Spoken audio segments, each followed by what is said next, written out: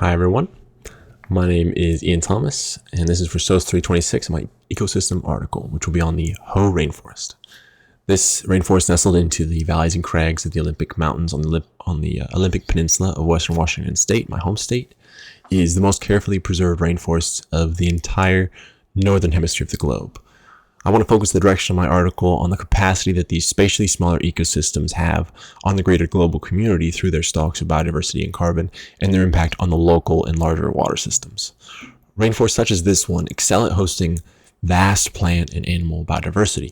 More than 1,450 vascular plant species live here, with hundreds more non-vascular plants such as mosses, liverworts, and hornworts living upon these.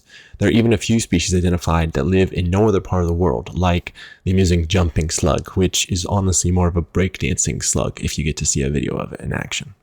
This temperate rainforest also excels in carbon storage, acting as a major planetary carbon sink. It's got the second highest density of carbon storage of any UNESCO World Heritage Site at 515 tons of carbon sunk per hectare. For comparison, even though it covers a lot more area, a hectare of the Amazon rainforest holds between 200 and 300 tons of carbon. So how do they hold so much carbon? I used to think that a carbon sink was probably just dependent on how much biomass was there, how many big trees were there. But it's a lot more complex than that. And one of the most interesting things that my research turned up was that a major source of this carbon storage is in the soil. Temperate rainforest soil especially can store a huge amount of organic carbon. As branches and organic matter build up, the rate of decomposition is limited by the cooler temperatures, increased water content in the soil, and the high degree of woody material, which is high in lignin that takes longer to break down.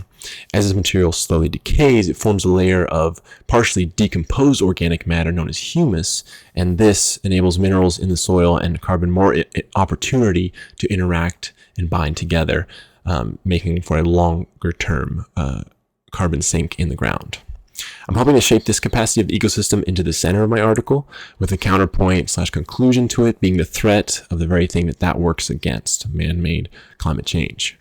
I also want to look into the hydrology and geology of the area more and consider how it impacts the flow of nutrients for the local and surrounding ecosystems. I think that presents a huge opportunity. I'm excited to dig into that more, especially the nutrient cycling of the salmon population that lives and resides, that spawns in the Hoh River nearby. And that river itself is endangered also by climate change, as the glaciers that feed into it from the top of the Olympic Mountains are disappearing.